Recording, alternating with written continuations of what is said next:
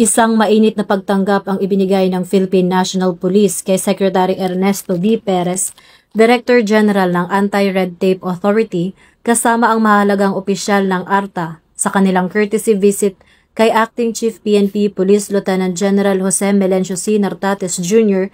na ginanap noong October 13 sa Camp Crame, Quezon City. Layunin ng pagpupulong na palakasin ang mga kolaborasyon ng PNP at ARTA sa pagsusulong ng epesyenteng paghahatid ng serbisyo publiko, transparency at accountability sa lahat ng proseso at transaksyon ng pulisya. Ipinahayag ni Acting Chief PNP Police Lieutenant General Nartates ang kanyang buong suporta sa mga inisyatiba ng ARTA sa paghubog ng kulturang bagong PNP para sa bagong Pilipinas na may streamlined governance.